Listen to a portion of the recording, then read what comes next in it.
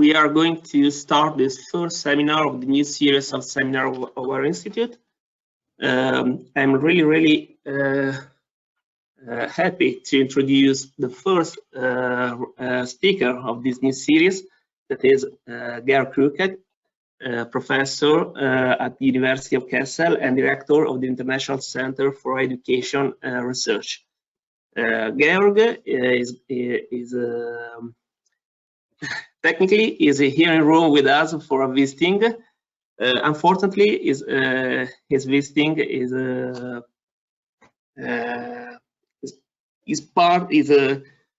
parallel to this pandemic crisis, so we can have a full contact with him, unfortunately. But we are really glad to have him here, and we hope that we can repeat this experience. Georg is going to present his work on multi-competition in higher education, where he will present different dynamics that have given competition on different levels among researcher institutions. I think that it's better to leave the scene to Georg. I want just to remember that if you have any question, you can write it in the chat on the right side of the screen, and at the end of the presentation, I will propose the question to Georg. Thank you. Okay, so thank you, Lucio, for the nice and short introduction. Can everybody hear me? Is it okay? Yeah? Okay, very good, thank you. The presentation will be in English, but I started in Italy for a year. I worked in Italy for several months. I like Italian, so I would also like to address the Italians in Italian. So grazie ad Emanuela e il suo team per avermi accettato, per essere qui come ricercatore. La situazione non è facile perché siamo in mezzo a una pandemia, ma nonostante tutto sono lieto, sono felice di essere qua in Italia, a Roma, e c'è anche un modo di introduzione, diciamo, di me stesso, di mio lavoro, per cui ognuno che vuole contattarmi sia in inglese che in italiano può contattarmi. Il mio numero di email è ben visibile e sono ancora a Roma. Come ho detto, sono molto felice di essere qua. Mi piace il paese, la lingua, la gente, tutto ciò, per cui mettetevi in contatto con me se volete. Okay? Okay, thank you. And now I turn to English. The title is Multiple Competitions in Higher Education. And now we have a little problem, maybe, Lucio, because I cannot go down. Lucio, maybe? Just a second. Okay. I've got this screen again. Okay, probably it's better if you.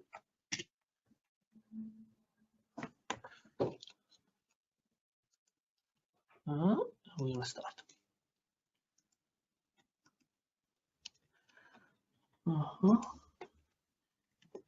Here we go. Okay. So very good. So let us start with the introduction and the structure. Multiple competition means the embeddedness of different actors in different competitions for scarce goods in higher education. Perhaps, by the way, as I said before in Italian, but I would also say in English, if you're interested, please contact me. We can share the slides. I can give you more references, or the references I refer to. Just get in touch with me, both in English or Italian and German, of course. So multiple competition means the embeddedness of different actors in different competitions for scarce goods in higher education. When I talk about different actors, I talk mainly about individuals, but also about collective actors like universities as actors. And when I say different competition for scarce goods, I mean different scarce goods in higher education, like reputation, but it could also be financial resources, it could be positions. So there are a variety of competition for scarce goods and a variety of actors. I will first go into 4 different causes and interrelated dynamics of multiple competitions. I end this part with a social construction of competitive actors, and in the end I will highlight 3 implications of multiple competitions. The presentation is also based on a paper you can access. If you have problems, just contact me. I can give you the paper, which appeared a few months ago. And some examples, obviously it's a broader story I would like to present here, but sometimes examples are drawn from my home country, Germany, and on that I wrote with Otto Hüther also an entire book, for example, where we refer to the Excellence Initiative and other things that are going on in higher education in Germany now. But again, I hope it comes through. It should be a broader story. So let's start with the 4 causes and interrelated dynamics. I would like to distinguish here between the state and supranational actors as one of the causes. The second cause is the transformation of universities into competitive actors. Thirdly, we see an increasing competition within the science system. And fourthly, I think we see kind of metricization as an overall trend.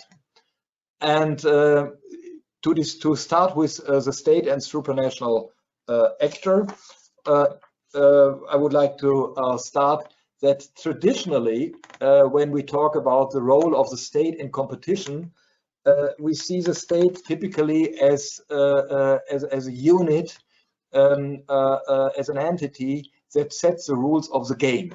So the state itself is not seen as a competitive actor or actively involved in competition, but rather as a force creating a framework for competition. Think about the classical work by Douglas North, for example, when he talks about institutional rules and the role for the economy. So the state is setting institutional rules for the economy where competition can unfold.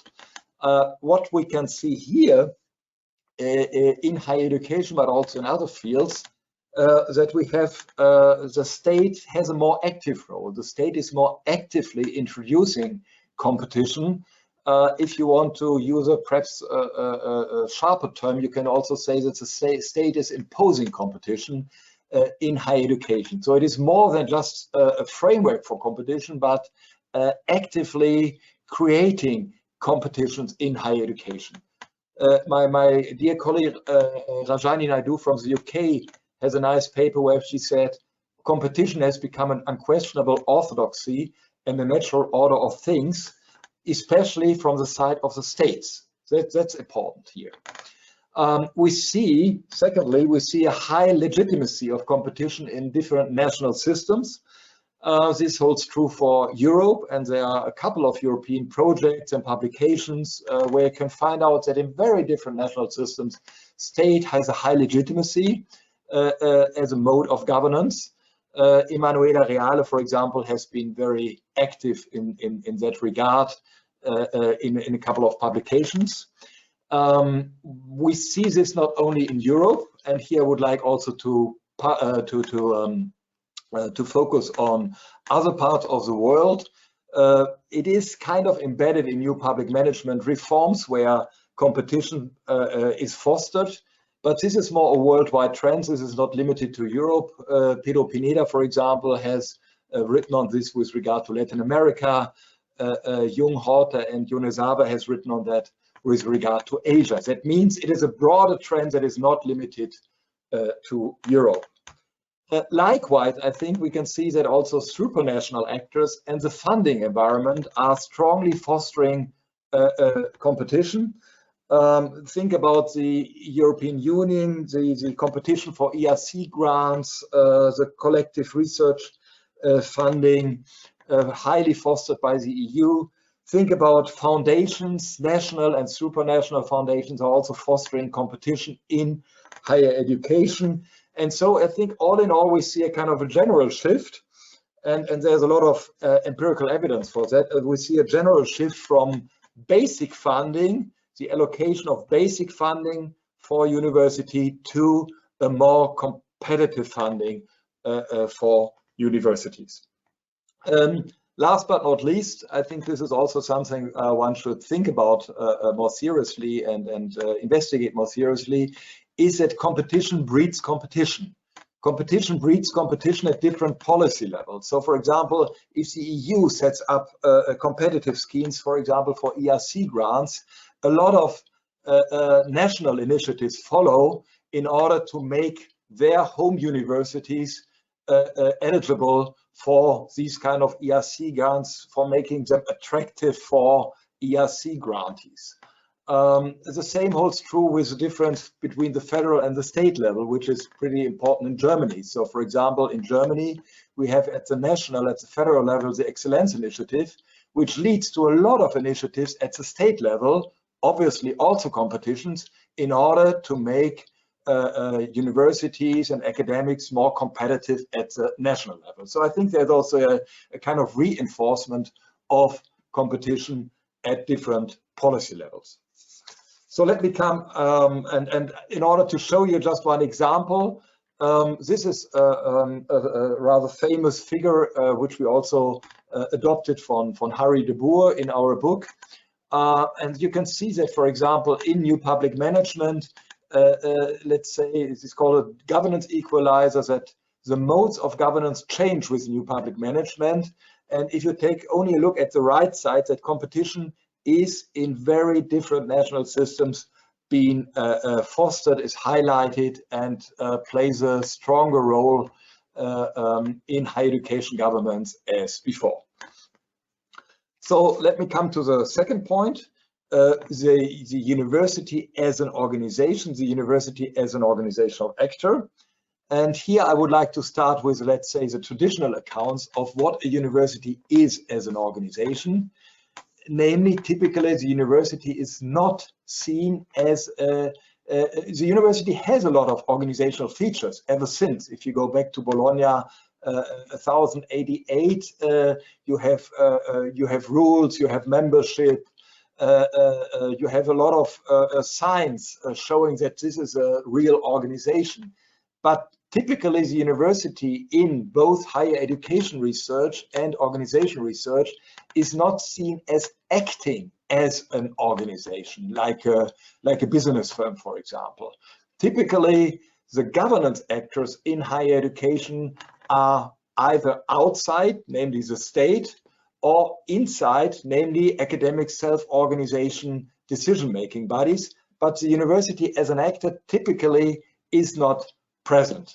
And in higher education and in organization research, we have very, let's say, well-known accounts, at least for those of us who work in the field.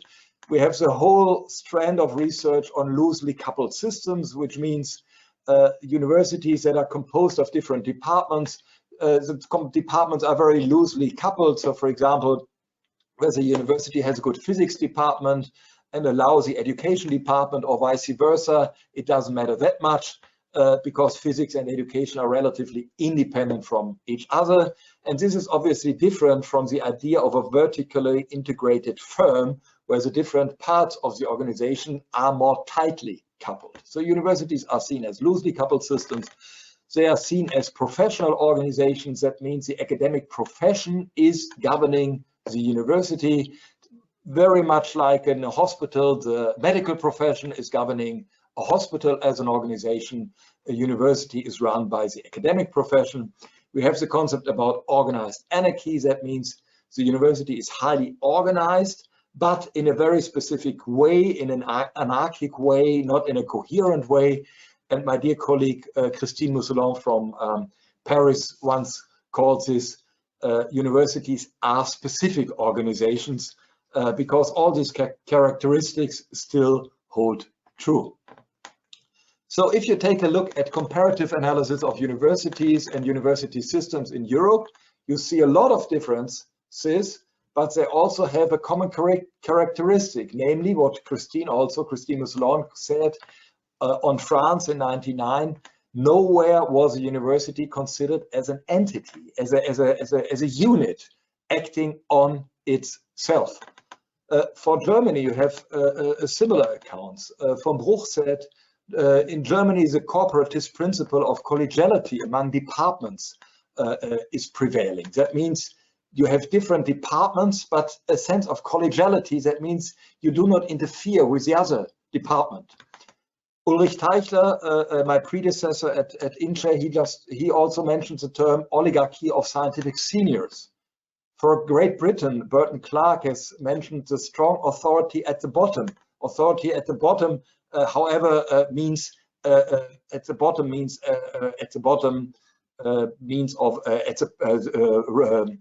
exercised by professors. So the professors, those who are doing teaching and research, they have the authority. They are the strong governance actors in academia. Burton Clark also calls Italy, in his famous book from 1983, a prime example of academic oligarchy. And to use a term I learned when I studied in Bologna, this academic oligarchy is exercised by the baroni. It would be interesting to know whether the baroni are still alive and kicking. The barons, especially in the traditional professions, the barons in law, the barons in medicine, but also I saw a few of them in philosophy, what I studied basically here. The baroni, at least at that time, had a strong say in academic affairs. Against this backdrop, I think we have to understand that universities are transforming themselves more into competitive organizational actors. And what is meant by that? I think we have nowadays increasing standardized performance measurement and comparison. And this is very different from, let's say, the kind of opaque black box of the expert organization where you cannot look into from outside and where the departments, as I said, govern themselves and where you don't interfere in the affairs of the department. You have an increasing sense for the individual organizational identity, which comes with mission statements, profiles, and so on and so on. And this is very different from the traditional understanding from universities as an institution. I come from a kind of neo-institutional research tradition. For us, an institution is something which is taken for granted, something you don't have to think of, you don't have to reflect about. And universities traditionally seen as institutions. It's an organization where you typically carry out teaching and research, but you don't think of a specific profile or a mission statement or something like that. This comes rather with a proper organization, not with a kind of overall idea of the university. For example, in Germany, all writing about the university was about the German university. Nowadays, you have a lot of writing about, I don't know, what it means to be a technical university, what it means to be a comprehensive university, what it means to be a university that tries to play in a global league or whatever. But this is rather new, I would say. We have an increasing hierarchical decision-making structure versus the kind of professional self-organization in higher education. We have increasing organizational accountability, which is also important, because previously, under the rule of organized anarchy, the departments were independent from each other and could do what they wanted to do, basically. Nowadays, the organization is held accountable for what it does and for what it does not. For example, in Germany, I've done research on the Bologna process. The rector, the president, was held responsible for all departments to shift towards a bachelor-master scheme. So that some departments could not say, well, bachelor-masters for the others, we don't need that stuff. No, the rector was held responsible by the ministry for turning the study programs into a bachelor-master system. We have increasingly an openness to external advice. I conducted with Katia Serrano-Villard and others, I conducted international comparison on management consultants in academia. I think that was also interesting. You have an increasing amount of management consultancy in academia in very different states, and this is obviously at odds with the traditional church-like character where the university tells others what to do, but where the university is not actively seeking for advice. We have the elaboration, expansion, and differentiation of formal structure, and this is also at odds with the traditional lean administrative structure of university. I have an additional slide I will show you later. And we have also increased professionalized management, training, and networks, all that contributes to the understanding of the university as a more coherent, active entity acting on itself, and which is, again, different from the traditional accounts we have in higher education and organization research.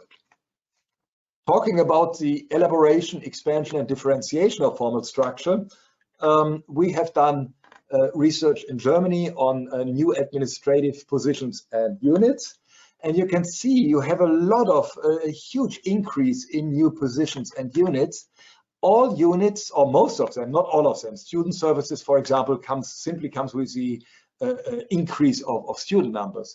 But a lot or many of them have to do also with the transformation into an organized, competitive actor. Think about public relations. It's one of the big winners over the last decades. Universities have huge public relations departments now that's highlighting success stories. They have also increased, take a look at the other end of this figure, they have increased the president's office. The president's office 15, 20 years ago was simply not there. There was a president and a secretary. Nowadays, these are huge offices that are responsible also for scanning the environments on competition. So what are competitive schemes? What are our competitors? Into what competitions do we go? What should we not do? We have controlling and planning, which provides the university with a lot of key performance indicators. We have research management, which in Germany, for example, is mainly looking for sources for external grants, looking on how good different professors and units are publishing. So it is much more related also to the idea of a coherent actor, but also again to a coherent actor in competition with other universities. Okay, let's now come to the third source. Again, these sources are intertwined. I analytically try to distinguish them, but empirically they are highly intertwined. I think we can see an increasing competition within the science system. Competition is among individuals deeply embedded in the system as compared to the organizational level. When I talked before about the organizational level, I could say competition, at least in European university, is rather new at the organizational level. At the individual level, it goes back, I would say, at least till the 17th century, 17th, 18th century. Hayek, for example, a famous economist, wrote about competition as a discovery procedure in science. Robert K. Merton has written a lot about priority disputes in science. Pierre Bourdieu, a kind of antipode in Merton in the sociology of science, but they agree that competition is a driving force in science. But again, not at the organizational level, at the systemic level, and at the individual level. But also here, I think we have an increasing and highlighted sense of competition in the system. I think we have a growth of the system and a scarcification of competitive goods. Already in the 1960s, people like Derek de Solla Price or Eugene Garfield mentioned, let's say, the sheer amount of increasing scientific goods in especially publications or journals. But I think this trend they described already in the 1960s has been accelerated over the last year. For example, the former president of the University of Göttingen, she's part of our advisory committee, and she says that nowadays she's a professor for biochemistry, and she says for 40 postdocs I have in biochemistry, only one will reach a professor's position. So 40 postdocs, one professor's position, and I talk here about biochemistry. I'm not talking here about sociology or higher education research. Biochemistry in Germany is much more selective, much more exclusive. You need perfect grades all over the place already at school to study biochemistry, and the competition is so high that hardly anyone among her postdocs gets a position as at the professor's level. We see also an increasing overall relevance, most notable change, I think, concerning junior scholars. Younger people, and here I out myself as not being so young anymore, younger people now have CVs I could never have dreamt of when I was 30 or 35. Junior scholars see themselves very much in multiple competitions, as I mentioned later, publications, citation, third-party funding, societal impact, external research, say, and this all is expressed in CVs. Also, my daughter, when she was 15 and applied for her first internship, I think the CV was more impressive than the CV I had when I was 25. Even at school, they create CVs that are really impressive nowadays. So, and as I said, we see the dimensions are multiplicating. It is not, and this is important, the classical dimension in the sociology of science, as Robert K. Merton or Eugene Garfield, for example, mentioned, are publications. Publish or perish. This is a classical shortcut for academic success. Publish or perish. This still holds true, but nowadays we have more dimensions. Think of third-party funding, which plays a role also for you junior scholars. Citations, it's not only publications, but citations, external research stay, at least in Germany. If you want to successfully compete for a professor's position, you should have been abroad at least for half a year, maybe a year, and so on. So you have a multiplication of the dimension. It is not just the publication that counts, it's more than the publication. And yes, and last but not least, I think we can see that we have a construction of individual profiles and identities. And here I would like to refer to Andreas Gregoitz, a good, decent theoretical sociologist from Germany, who has written a book on which comes out now in English. It came out before in German, on the society of singularities. And I like the idea very much because he says we are in a society of singularities. And singularities, he means not only individuals, but it could also be cities, organizations, regions. They are all claiming some singularity. And I think there is a point, because when I talked about universities as organizations, this has to do also with singularity, claiming singularity, not saying we are a university, but we are a university with a specific focus with our individual profile. And let me say, in academia, and let's add an anecdote in order not to make it too sober here. I remember when I did my postdoc at Stanford University in 2000, I introduced myself the way a young researcher from Germany was supposed to introduce himself, namely by referring to the professors with who I worked. And these were kind of all very well-known professors. And one professor from Stanford, with who I worked later, he interrupted me and says, to be honest, I'm not interested in that part of your history. I'm interested in what is your research on, where do you publish? This kind of very American, somewhat aggressive mentality, you have to make the difference. And I think this is spreading now all over academia. You cannot say, I'm a pupil of Professor X or Y or Z, and also professorship. You will get a professorship because of your individual merits, not because, or not simply because you stand in a specific tradition, as was the case in Germany for a long time, where you could say, okay, I'm a Marxist in the Frankfurt School tradition, and you could get a professorship at 3 or 4 universities. This doesn't work any longer. You have to create your own individual profile and identity. Last but not least, I see metricization as an overall trend. That means the introduction of metric systems in very, very different parts of society. I think this is a general trend in society: health, welfare, firms, consumers. Again, to give you an example, when I was first here in Rome I checked a couple of apartments for just 2 days through Airbnb, and later both my landlords and Airbnb pushed me to give votes on the apartments. So they have a star system with Airbnb, and they need well, you should go to up to 5 stars in order to have a decent profile. But you can see it in very, very different parts, and this is important because we are talking here about trends that are not limited to academia. When we talk about academia, I think the introduction of metric systems is affecting highly states, university as organizations, and individuals in science and higher education through rankings, data banks, and networks. It's also affecting states. I didn't talk about states now before, but it also affects states. Think about the Shanghai ranking. It is not a competition among universities, or not only a competition among universities, but it is also a competition among states.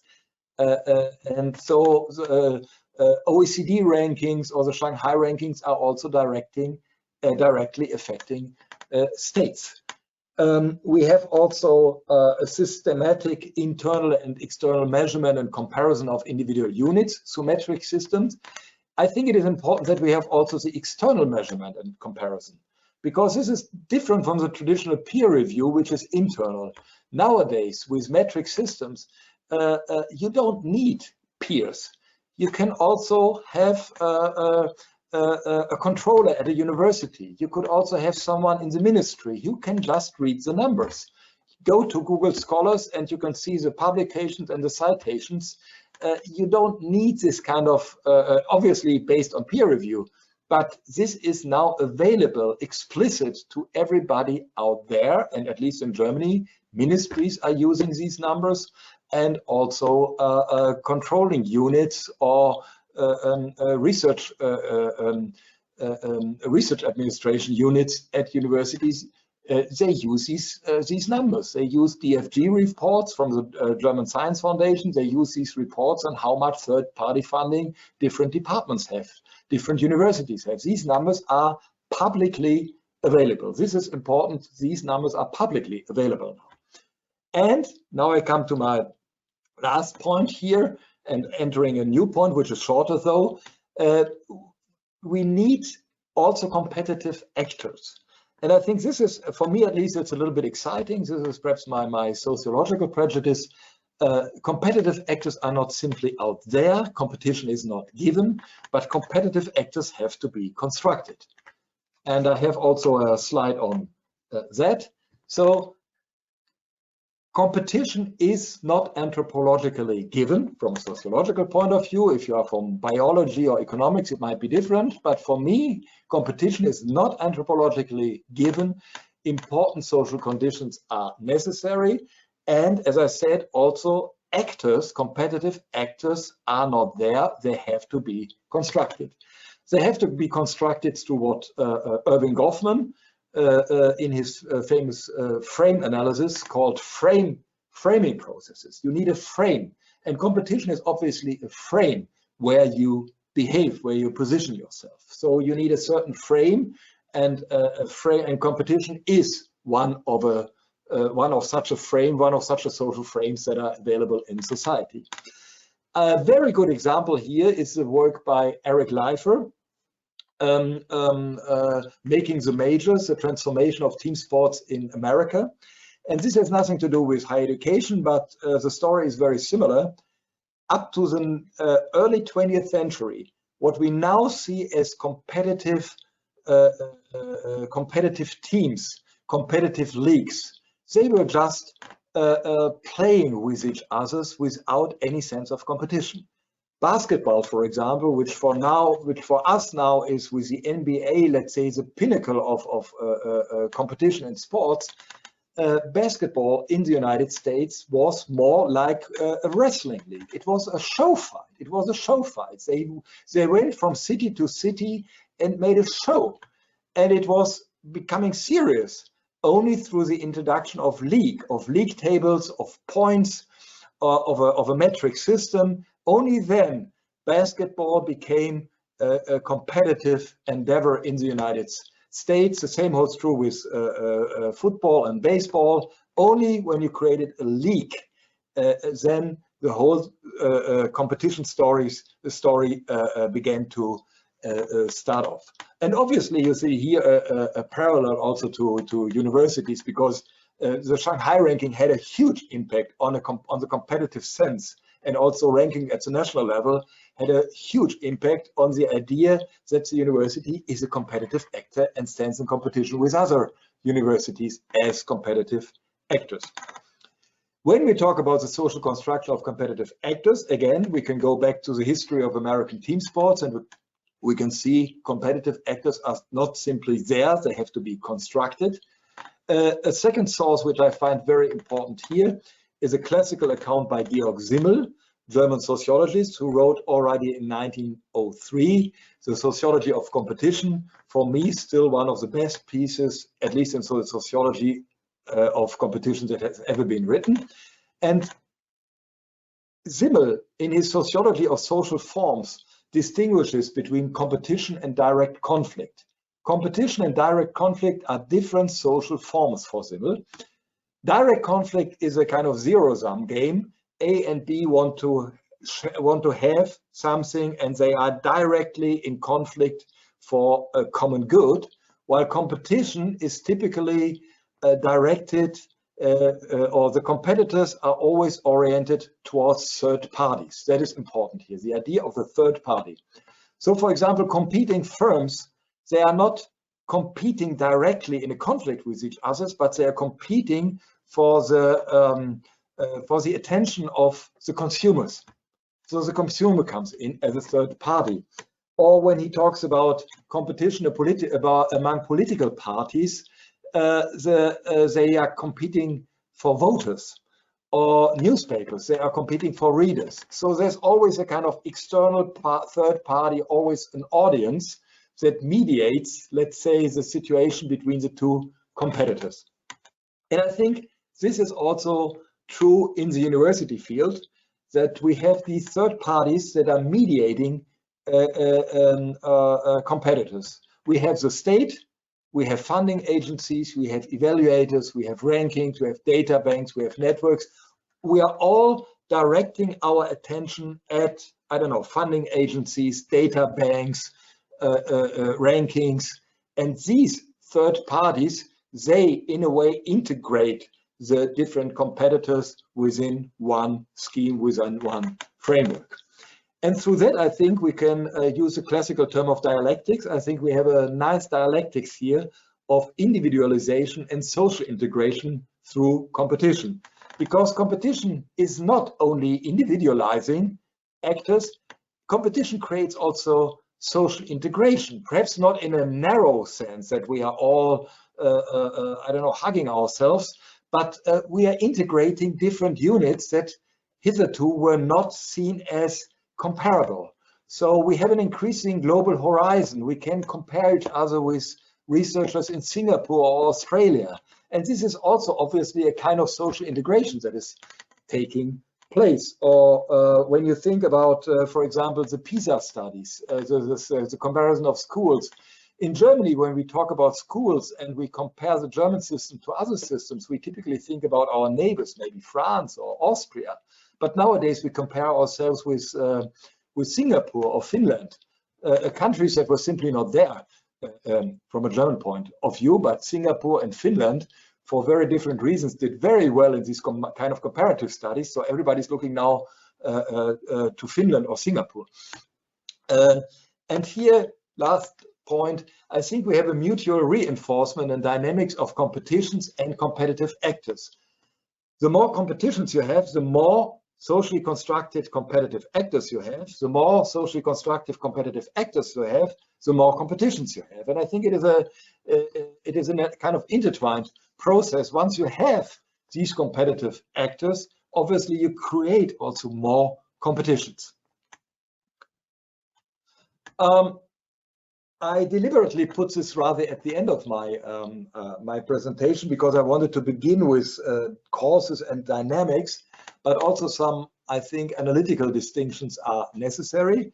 So first of all, the definition, this is very close to the definition I mentioned already in the beginning, but it is a little bit more extended.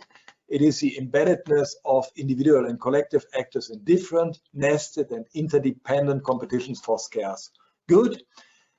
When we focus on actors, we can see states, we can see organizations like universities, we can see other collectives, groups, disciplines, research clusters. They are typically not organizations. They are perhaps sometimes more organized in a networked way, but they could also be, these collectives could also be seen as actors, for example, research clusters, and last but not least, individual academics, but here also you should distinguish maybe between senior or junior academics.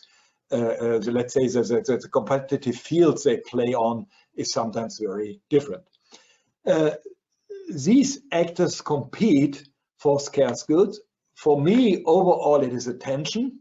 It is always about attention, but more concretely, it could be resources, it could be reputation, and it could be talent and employment. Talent and employment are two sides of the same coin. The universities, for example, as organizations are looking for talent, and the individuals are looking for employment.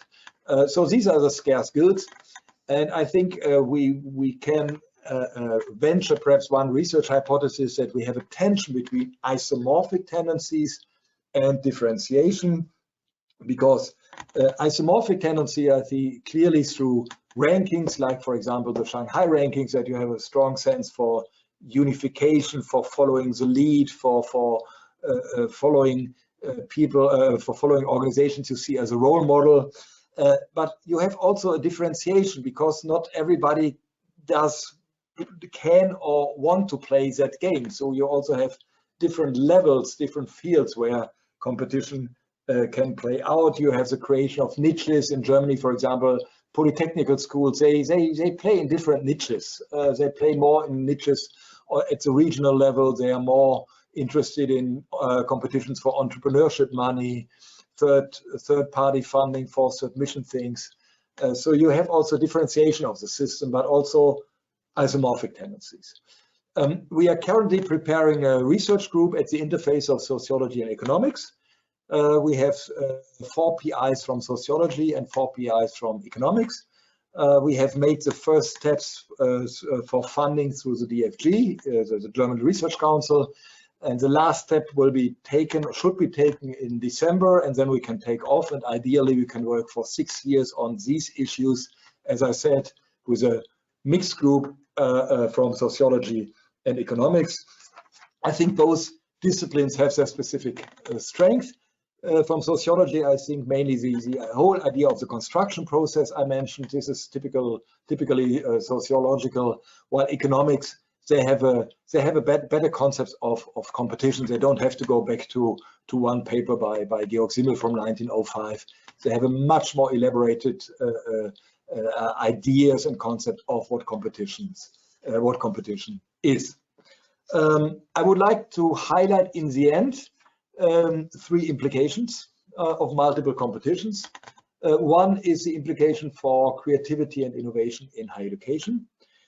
So let me say first, traditionally, both in the sociology and economics of science, authors, Merton, Bourdieu, Hayek, who else, they have a typically positive approach towards competition, and they see positive effects of competition. And I don't want to doubt that, but one should perhaps a more cautious approach, maybe also because maybe with multiple competition, perhaps the whole concept gets a little bit overblown.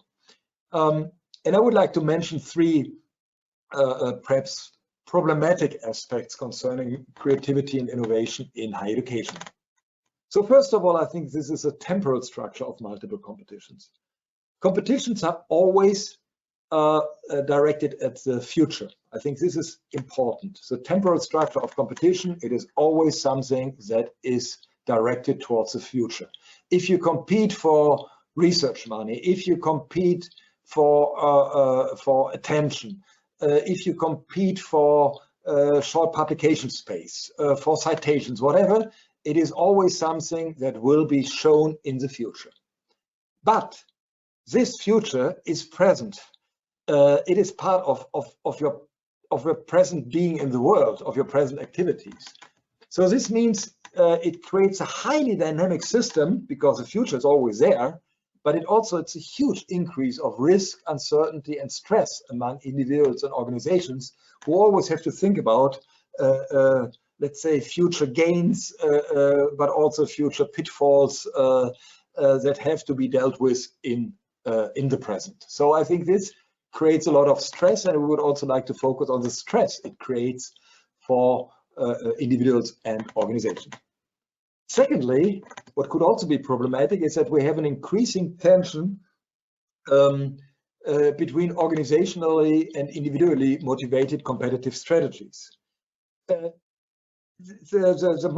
multiple competitions, especially if they come from the state or supra-state actors, they foster large, visible, collaborative units.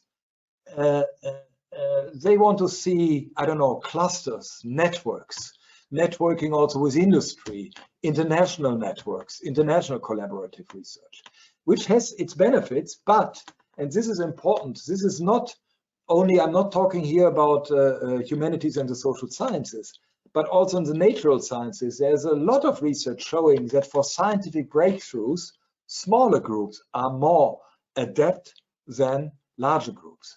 Even there's good research on laser technology, there's good research on biotechnology, and also this kind of nano research, and also this research shows the scientific breakthroughs in kind of fields in the natural sciences and engineering. They typically come from small groups, while the kind of larger groups are better perhaps at carrying out research that has already been invented, but for the invention typically you need smaller groups, while the state typically is fostering, but also the organization is fostering networks, clusters, something that is visible. Thirdly, competition is, as I said, by and large status competition. There are also other kinds of competition, but in higher education at least I see a lot of status competition. Status competition is very good for incremental improvements because you always orient yourself at someone who is better than you, perhaps a little better than you. So for example, if you are kind of middle class university in Germany, you don't look at Stanford or Harvard, you look at university who are a little bit better than you.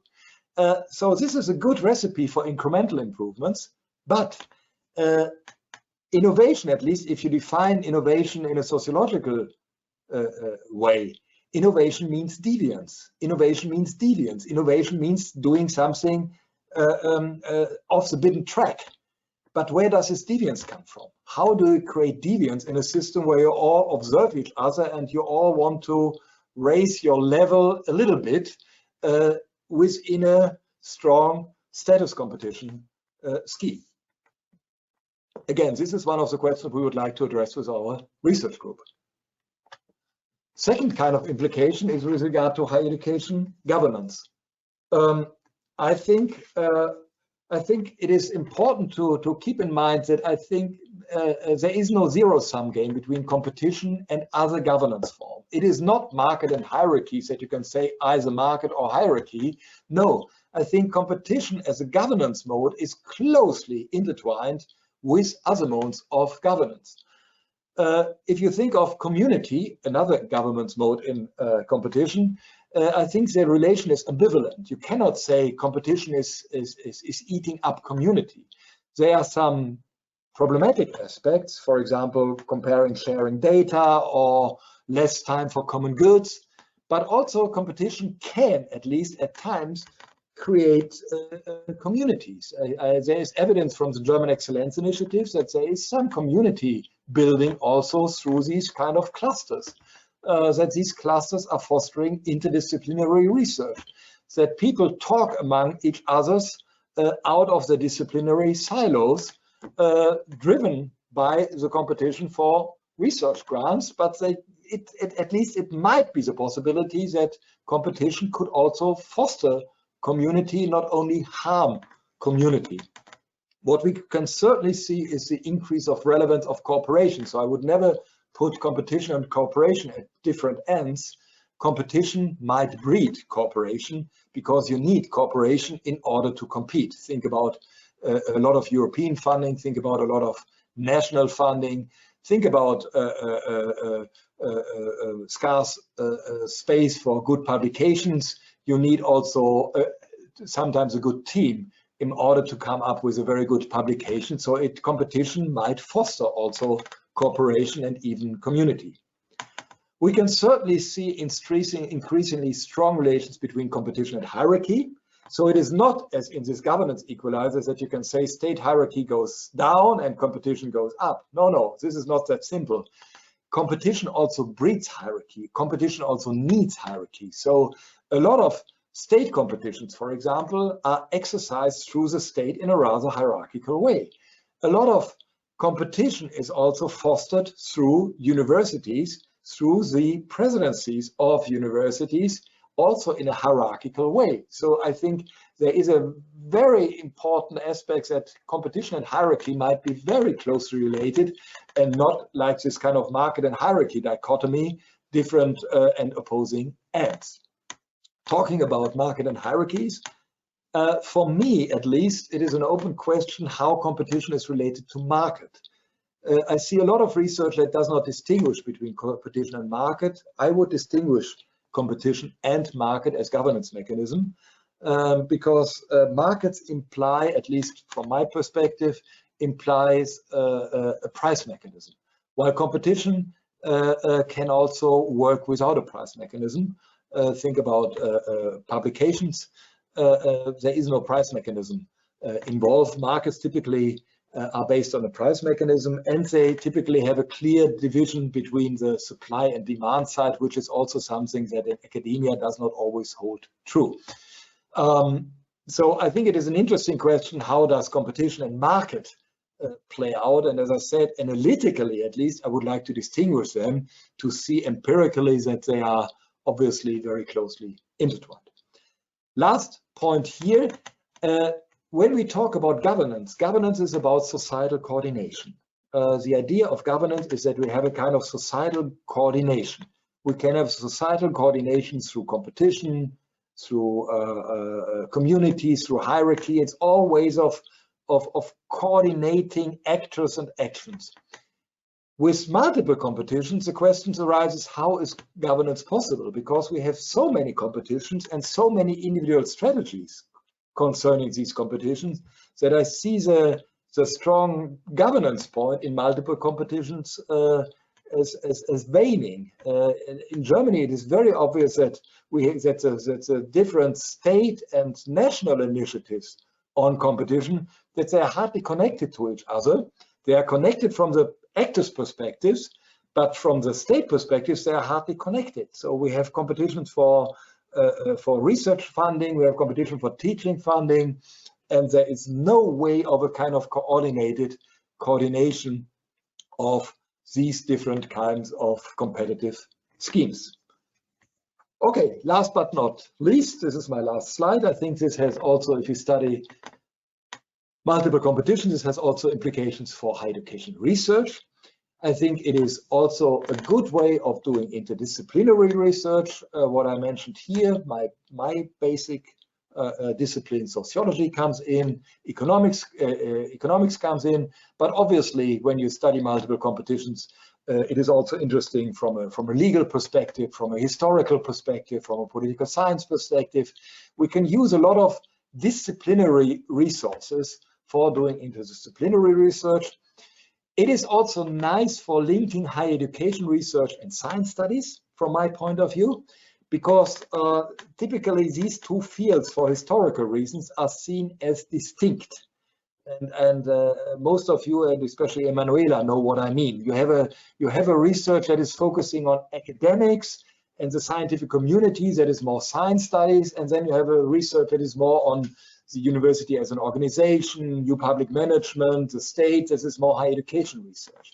If we focus on multiple competitions, perhaps the way I propose to do so, these very different levels, let's say the actors, the individual academics and their kind of games and, let's say, what is happening at the organizational level, at the state level, this is closely intertwined, and this obviously means an integration of higher education research and science studies. Secondly, we need more international nested and embedded comparative studies. More international comparative studies, yes, but I would like to see them also nested and embedded, which means with all my admiration for the classical Burton-Clark studies, but I think we should see the national systems as more being shaped, let's say, by global or European trends and tendencies, but not as distinct silos where you can say this is a German system and this is the British system or this is the Italian system, but we see more these kind of nested and embedded studies that we have to do. Then, as I mentioned before, I think we can also do nice comparison between systems that are more market-based and systems that are more competition-based, or systems that are based on market and competition. What are the similarities and differences? Germany, for example, is a competition-based system, not a market-based system, I would say, while countries, for example, like the US or Australia, they are much more market-based with tuition fees, for example, which now during Corona times is causing a lot of problems with international students. In Germany, even international students, they do not pay tuition fees. So we have a competition-based system, but less market-based system, and it would be interesting to see how competition and market-based systems are doing. And last but not least, beyond higher education research, I think this perhaps outline of research has also implication for other societal fields, because I find it a little bit annoying that higher education research is typically always at the receiving end. We always receive from what has been done in other fields.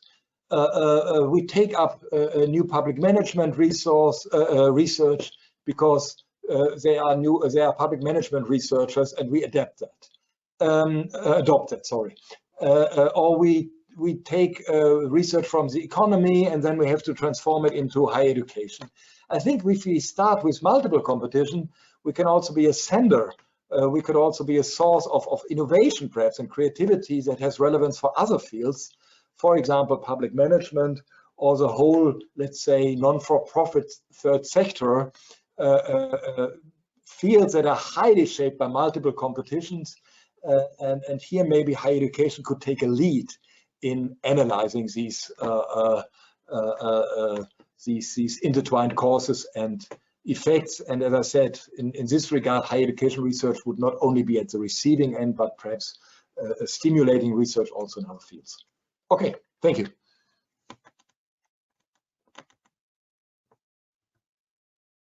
Okay, thank you to Georg. Thank you for your interesting presentation. I invite all the participants to put question for Georg. If you want to make a question, you have on the right the chat. Let me know, I will introduce you if there is someone that is interested.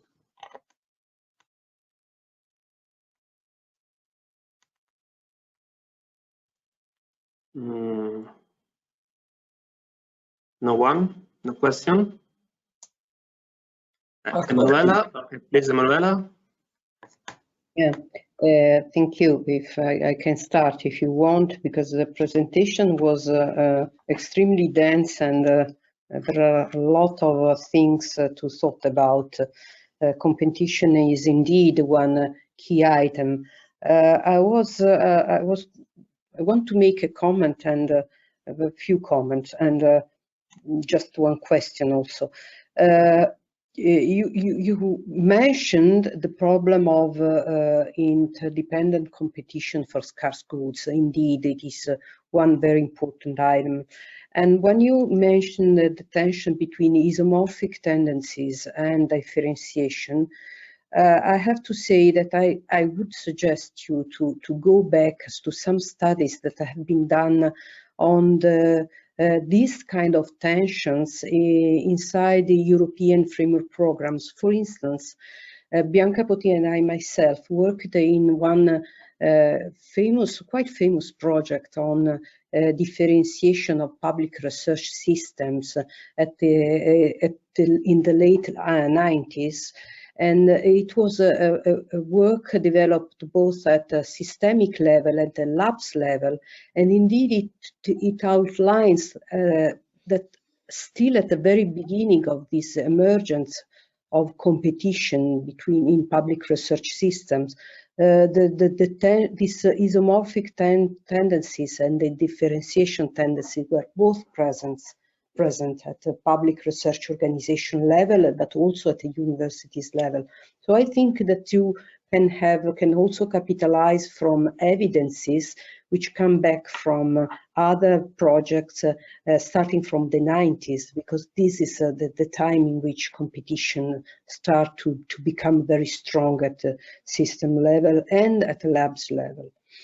The second point is about this problem of multiple competition dealing with creativity and innovation in higher education. And you spoke about competition as a status competition. That's very interesting, because it deals with incremental improvement or decreasing self-deviance. Now, the question for me here, I have a question. Are you speaking about competition as status competition also with the reference to quality of research? I mean, if we think about incremental versus decrease of deviances, we can think about the lack of heterogeneity in terms of quality of or innovation of research outputs to some extent. Is this a component of what you want to explore, or it is outside? Because on the other hand, if we speak at the organizational level, that think about, for instance, universities, indeed in this case we find an enormous growth of heterogeneity between actors. So I was wondering which kind of entry point you want to use, or if you want to use both, or how you want to manage these differences. I have a problem with the governance, in the sense that I understand that you list this long list of items as for analytical purposes, but indeed I think that there are some overlaps, and this I want to question you, because okay, it is clear there is no zero-sum game in between governance forms and competition. But what are these governance forms? Alternative governance forms from competition. Can we really outline governance forms with respect to competition? Are these governance forms without competition? Is it possible?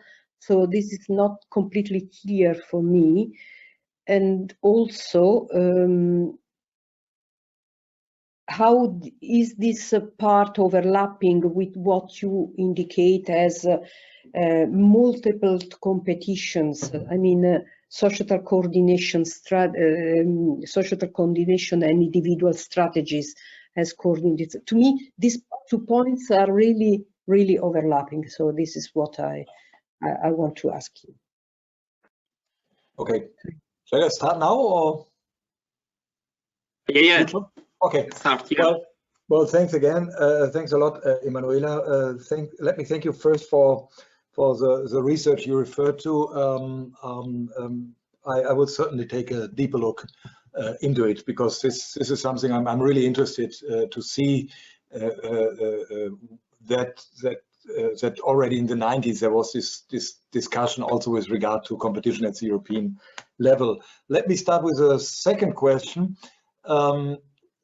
Typically, governance forms, at least the way I see it, and there's also in the book I mentioned in the beginning, we refer to the broader governance literature, not only in higher education, but also governance as, let's say, in a broader sense, as kind of societal coordination.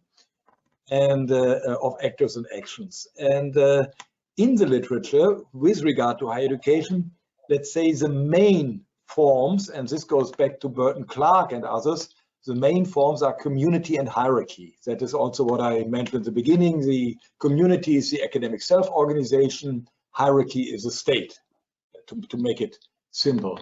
And then there is maybe something that is typically called market. And here, this is perhaps new. Here I would like to distinguish between competition and market, because I have the impression analytically these two things should be kept apart, but then to see how they overlap, at least partly in certain systems.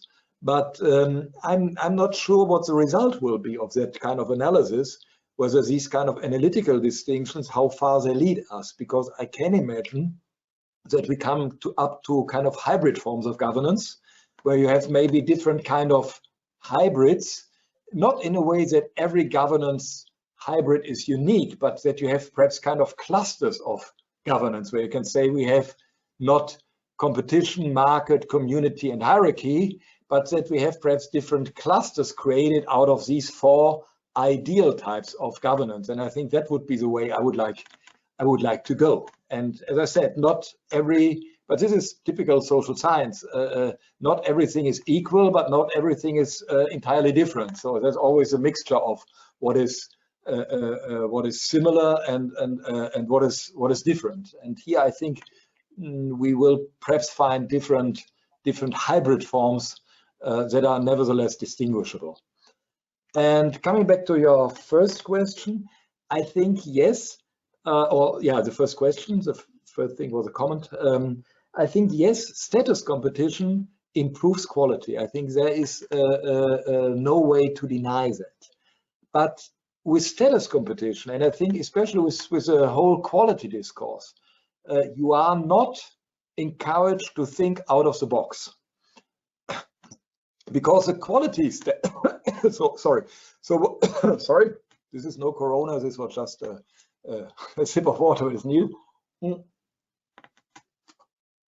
Quality does not encourage you to think out of the box, because for quality we have standards.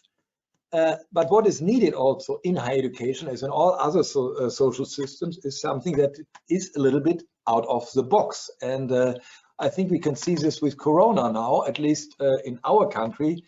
The universities are not doing badly during the crisis. The academics are doing a lot of online teaching. The organization is doing the best. The students are doing the best they can do.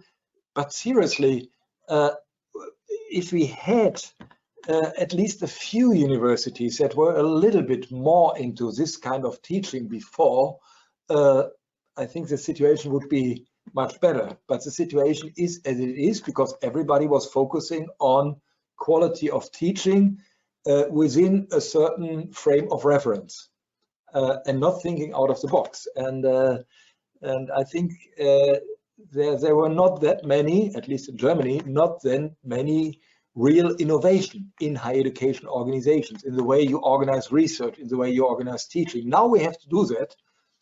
But we have to do this because of an external shock.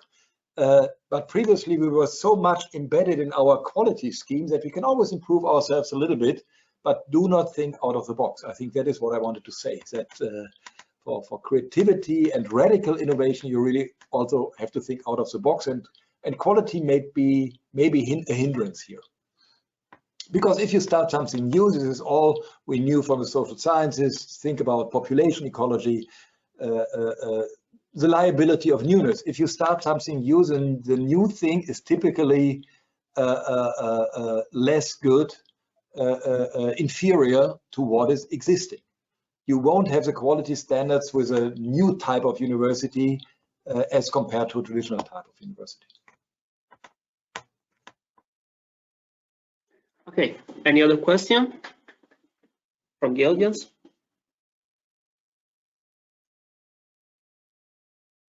No one? Give me a sign, please.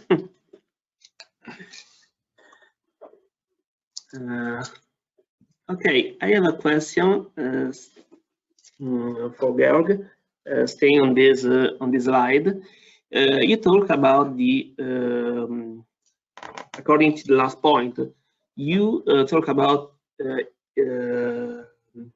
innovation as a deviance from a status, something that break the equilibrium, the previous equilibrium.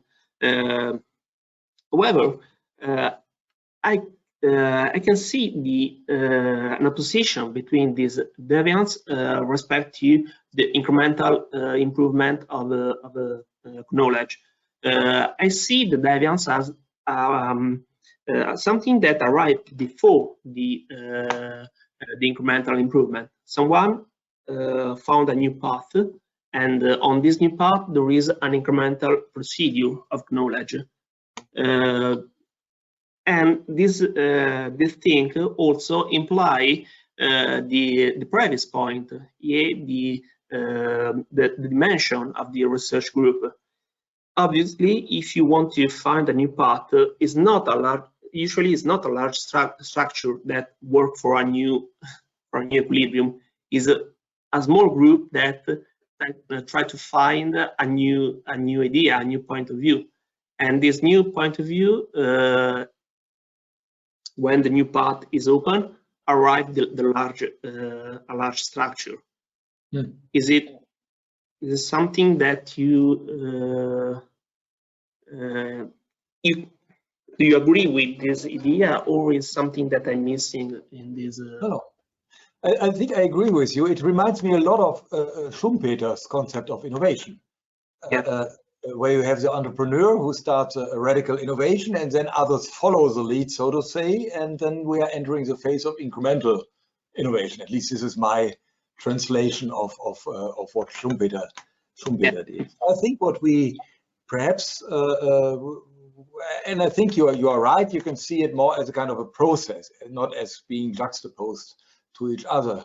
Nevertheless, but this is perhaps my hypothesis, I would like to do some more research on, given that competition is in very large part status competitions, we are perhaps a little bit more in need of those who do the path breaking work.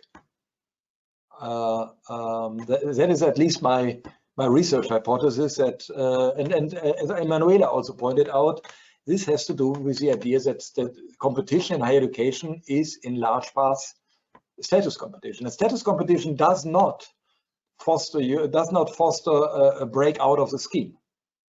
Status competition means you follow those who are superior to you, those who are doing things much better or a little better, but not to start something new. And this is a point. And I think, but I would like to do research on that, also with this kind of idea of competition or multiple competitions, that where are the real innovations, where are the kind of real radical breakthroughs that might fail, that might be doing bad on quality in the beginning, where are they? I don't see, to be honest, I don't see that much. Okay, thank you. Okay, any other question?